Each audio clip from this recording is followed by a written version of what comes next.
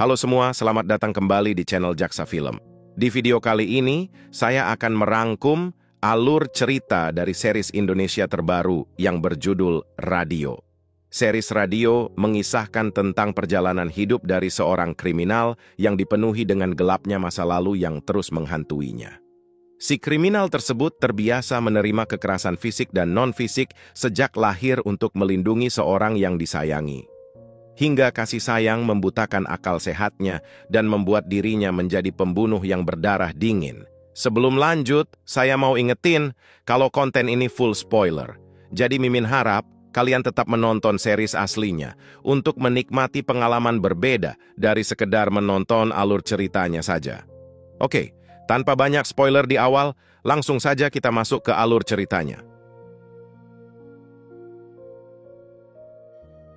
Episode pertama diperlihatkan di malam hari, di mana terlihat radio yang menyala, yang memutar sebuah lagu berjudul Senin Wage yang dinyanyikan oleh Nyonya Ayu, sekaligus soundtrack dari film ini.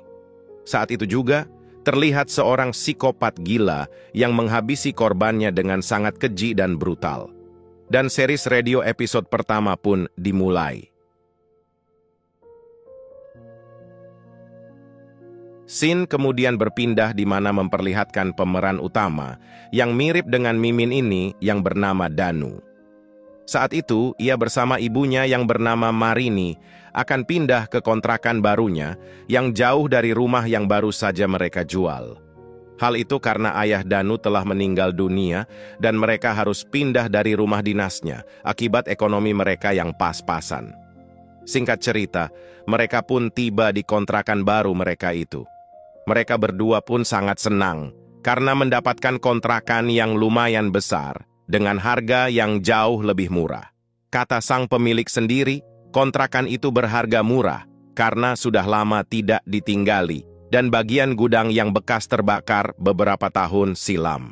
Kepindahan itu harus membuat Danu pindah sekolah juga. Namun Danu tidak mempermasalahkan itu karena ia tahu kondisi dan situasi perekonomian keluarganya. Lalu setelah itu mereka berdua pun masuk di dalam rumah tersebut. Mereka berdua kemudian melihat-lihat album foto-foto keluarga mereka dan foto-foto masa kecil Danu.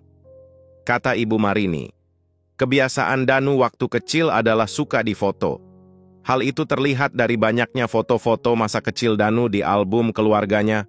Lalu setelah itu, Danu juga menyempatkan untuk memajang foto almarhum ayah dan eyangnya di rumah baru mereka itu. Lalu kemudian Ibu Marini keluar dan menyapu halaman rumah barunya itu. Tidak lama kemudian datang seorang pria yang bernama Alif. Alif dan Marini kemudian berkenalan satu sama lain. Alif bertanya, apakah Marini adalah orang yang baru dipindah daerah tersebut? Marini pun mengatakan kalau ia dan anaknya baru pindah di daerah tersebut akibat sang suami yang telah meninggal dunia. Ia harus rela menjual rumahnya dan mencari rumah yang jauh lebih murah untuk menjaga perekonomian keluarganya. Marini juga berharap ia bisa mendapatkan pekerjaan dengan cepat di daerah itu. Di sisi lain, Danu pun melihat kedekatan Alif dan juga ibunya tersebut. Alif kemudian berkata kalau ia mempunyai sebuah tempat kafe dan secara kebetulan ia memang membutuhkan pegawai baru di kafenya itu. Hal tersebut karena kafenya lagi banyak pelanggan akhir-akhir ini. Alif pun menawarkan Marini untuk bisa bekerja di kafenya kalau minat. Lalu setelah itu, Danu pun keluar dan memanggil ibunya yang tengah dicolek-colek itu. Danu tampak terlihat tidak suka saat Alif mencoba mendekati ibunya. Lalu kemudian, Alif pun pamit pergi dari rumah itu. Di malam hari, saat Danu sedang tertidur, ia mendengar suara radio yang sedang memutar sebuah lagu. Danu kemudian memutuskan untuk mendatangi asal suara radio itu. Danu pun kemudian keluar rumah dan menyadari kalau suara radio tersebut berasal dari gudang rumah mereka yang bekas kebakaran tersebut. Gudang tersebut dulunya adalah sebuah stasiun radio yang bernama Radio Purnama. Saat Danu masuk, ia melihat sebuah radio yang terselip di antara puing-puing kayu di sana. Danu kemudian mengambil radio dan secara tiba-tiba radio tersebut langsung berhenti bersuara. Danu pun memutuskan membawa radio itu masuk dan membawanya ke kamarnya. Danu pun kemudian melanjutkan tidurnya kembali. Di pagi hari, saat Danu terbangun, ia memanggil-manggil ibunya. Namun saat itu ibunya tidak ada. Danu pun menyadari kalau ibunya telah berangkat pagi-pagi ke kafe milik Alif untuk bekerja. Di sisi lain, Marini yang sedang melayani pelanggan saat itu mengalami sebuah tindakan yang kurang menyenangkan. Marini digombal oleh 2 orang laki-laki yang bermuka kayak kontol. Danu yang melihat ibunya digoda-goda hanya bisa menatapnya dari kejauhan. Tidak lama kemudian, Alif pun datang dan membela Marini. Ia menegur 2 pelanggan itu yang bersikap tidak sopan kepada Marini. Oke, lanjut. Di saat Danu pulang, ia tidak sengaja bertemu dengan seorang perempuan seumurannya yang bernama Hani. Saat itu Hani sedang kesulitan untuk memperbaiki rantai sepedanya yang terlepas. Danu pun kemudian memutuskan membantu Hani untuk memasangkan rantai sepedanya itu. Singkat cerita, Danu pun selesai memasang rantai sepeda Hani. Mereka berdua pun kemudian berkenalan satu sama lain. Danu pun memperkenalkan dirinya kepada Hani kalau ia adalah orang baru di daerah tersebut. Ia juga baru pindah sekolah di tempatnya Hani. Hani pun kemudian mengingat kalau Danu mungkin adalah siswa baru yang akan dikenalkan guru mereka. Tidak lama setelah itu, ayah dari Danu yang bernama Teguh pun keluar. Di sini terlihat Teguh yang tidak suka anaknya berdekatan dengan Danu. Teguh pun lantas menyuruh Hani masuk dan mengusir Danu dari rumahnya. Di malam hari, Danu mencoba memperbaiki radio yang ia temui di malam sebelumnya. Dan untungnya hal itu berhasil karena radio itu tiba-tiba berbunyi dan memperdengarkan suara seorang penyiar yang berkata, "Selamat datang, selamat bertemu, asam di gunung, garam di laut, bertemunya dalam satu belanga. Kalau memang harus bertemu, pasti akan bertemu. Itu sudah jalannya. Seperti pertemuan pertama kita kali ini, yang saya yakin kita akan menjadi sahabat sejati. Sekali lagi selamat datang, dan mulai sekarang saya akan selalu hadir untuk kamu, karena kita telah terikat selamanya. Artinya, saya selalu akan ada untuk kamu, dan kamu akan selalu ada untuk saya." Di keesokan harinya, saat berangkat sekolah, Danu melihat ibunya, yang sedang didekat-dekati oleh Alif. Alif memanfaatkan kepolosan Marini dengan berpura-pura mengajarnya di kafe itu, namun dengan sedikit mencolek-coleknya. Danu pun menaruh curiga kepada si Alif Puki ini. Singkat cerita, di saat istirahat sekolah, Danu pun mencuri-curi pandang terhadap Hani, yang saat itu sedang bermain bulu tangkis bersama dengan temannya. Danu yang punya keahlian menggambar, kemudian menggambar Hani dengan sebuah pensil. Tidak lama kemudian, pacar dari Hani yang bernama Anton pun datang. Anton pun melihat Danu yang sedang menggambar pacarnya tersebut. Anton kemudian tidak tinggal diam, langsung merebut kertas gambar milik Danu dan kemudian membuangnya. Danu pun hanya bisa tersenyum sumringah. Danu yang tidak terima, kemudian berkelahi dengan Anton. Di sini, Hani dan Pak Teguh kemudian datang melerai keduanya. Pak Teguh ternyata seorang guru di sekolah SMA tersebut. Di sini, Pak Teguh pun menyalahkan Danu kalau sebagai seorang siswa baru, ia tak sepatutnya membuat keonaran. Danu kemudian dibawa ke ruang BP, sedangkan Pak Teguh berpihak ke Anton, di mana Anton dibiarkan pergi begitu saja.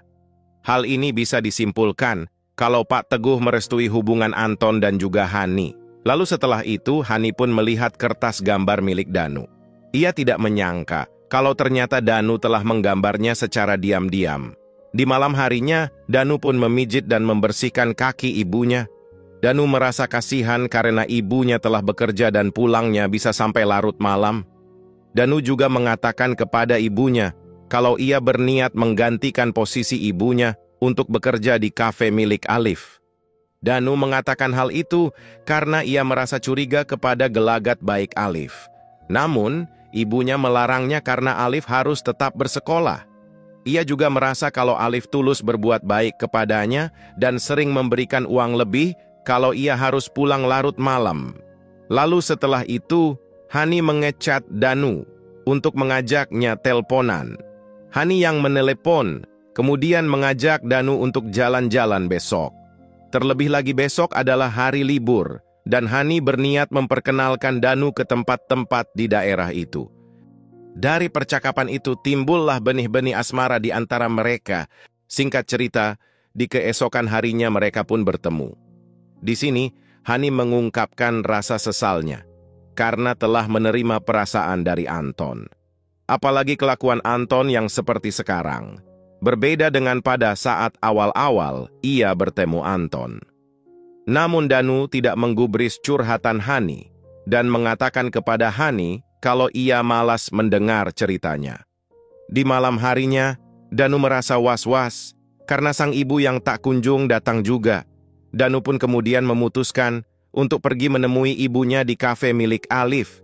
Di sisi lain ternyata Marini dipaksa untuk bercocok tanam oleh si Alif. Ia pun menggrepe-grepe tubuh Marini. Danu yang mendengar ibunya berteriak minta tolong kemudian masuk dan memukul Alif. Namun karena kalah postur, di sini Alif pun harus kalah dan terkena bogem di perutnya. Marini yang melihat anaknya dipukuli, kemudian memohon kepada Alif untuk tidak memukulinya. Marini pun bersedia merelakan tubuhnya untuk dicicipi oleh Alif Puki itu. Alif pun membawa Marini ke dalam rumahnya untuk diajak bercocok tanam. Singkat cerita, mereka berdua pun pulang dalam keadaan yang bersedih. Marini merasa trauma atas kejadian yang baru saja menimpanya itu. Danu kemudian masuk dan menidurkan ibunya. Danu juga merasa kesakitan saat Alif memukulnya di bagian perutnya. Lalu kemudian, radio milik Danu pun berbunyi. Kasih ibu sepanjang masa. Ibu rela mengorbankan apa saja untuk anaknya. Seorang anak juga harus siap berkorban apa saja demi ibunya. Ibu adalah segala-segalanya untuk kita. Jika ada yang menyakiti ibu kita, sudah sepatutnya kita sakiti dia kembali. Hukum dia, adili dia. Apalagi kalau ada seorang bajingan yang berani menyentuh ibu kita. Bajingan itu pantas untuk mati. Danu yang mendengar itu kemudian tersugesti.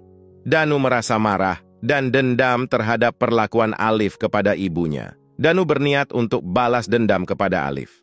Penyiar di radio itu juga menyuruh Alif untuk mengambil salah satu anggota tubuh Alif yang dihabisi sebagai penghargaan untuk keberhasilannya. Singkat cerita, Danu pun kembali ke kafe Alif dengan membawa sebuah tali. Danu kemudian mencekik leher Alif dari belakang menggunakan tali yang ia bawa. Dan series radio episode 1 pun selesai. Terima kasih telah menonton video ini sampai selesai. Jangan lupa like dan berkomentar sebanyak-banyaknya agar saya semangat melanjutkan episode selanjutnya dari series ini. Terima kasih dan sampai jumpa di video berikutnya.